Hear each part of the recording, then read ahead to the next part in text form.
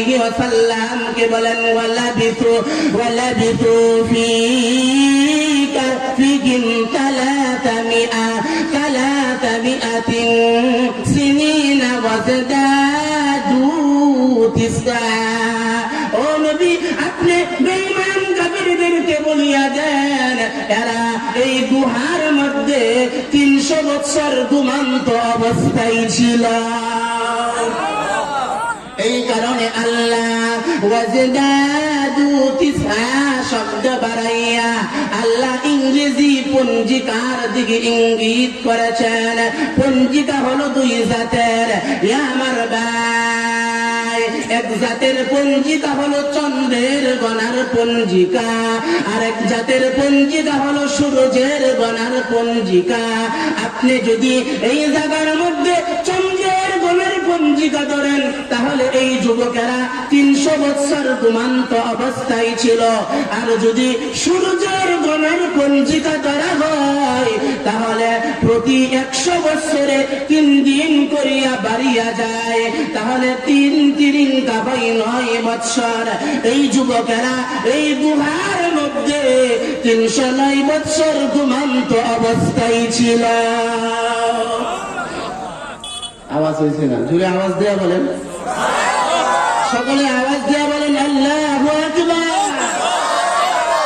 এই যুবকেরা যখন এই গুহার মধ্যে 300 বৎসর অথবা 309 বৎসর যখন ঘুমন্ত অবস্থায় ছিলেন, ঘুমন্ত থাকাকালীন অবস্থায় আল্লাহ এদের শরীরের সুঠামও বাড়াছিলেন, এদের শরীরের স্বাস্থ্যও বাড়াছিলেন। আল্লাহ বলেন ওয়াতারা শামসা ইযা طلعت تزاور عن كفهم ذات اليمين وإذا غربت تقرضهم ذات الشمال وهم في فجوة من ذلك من آيات الله من يهد الله فهو المهتد ومن يضلل فلن تجد له وليا مرشدا।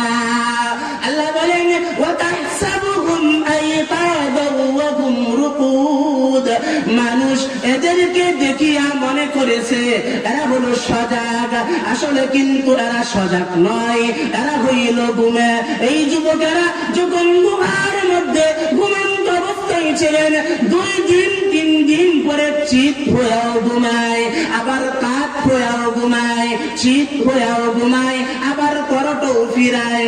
করট ফিরাইলেন আল্লাহ নিজের কুদরতি হাতে করট ফিরাইলেন। কারণ হইল এই যুবকেরা দীর্ঘদিন যদি মাটির ভিতরে একইভাবে শুয়ে থাকে তাহলে মাটি তাদেরকে গ্রাস করে ফেলবে, মাটি যেন তাদেরকে গ্রাস না করতে পারে। এই কারণে আল্লাহ নিজের কুদরতি হাতে করট ফিরাইয়া আল্লাহর নিদর্শন প্রকাশ করিল।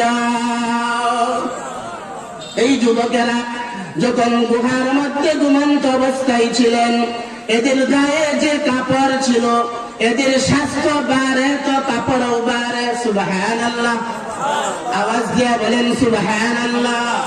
এদের স্বাস্থ্য বাড়ে তো কাপড়ও বাড়ে। যালিকা মিন আয়াতিল্লাহ, এই ছিল আল্লাহ তাআলার নিদর্শন। এই ঘটনা দিয়ে আল্লাহ সেই দিকে ইঙ্গিত করে দিয়েছেন, এই দুনিয়ার মানুষেরা তুমি মনে করিও না মরার পরে আমি আল্লাহ তোমাদেরকে জীবিত করতে পারবো না। ইতিহাস সাক্ষী 300 বৎসর অথবা 309 বৎসর পরে যেহেতু আমি আল্লাহ এদেরকে জিন্দা করিতে সক্ষম হয়েছি, মরার পরেও আমি আল্লাহ তোমাদেরকে জিন্দা করিতে সক্ষম হইব।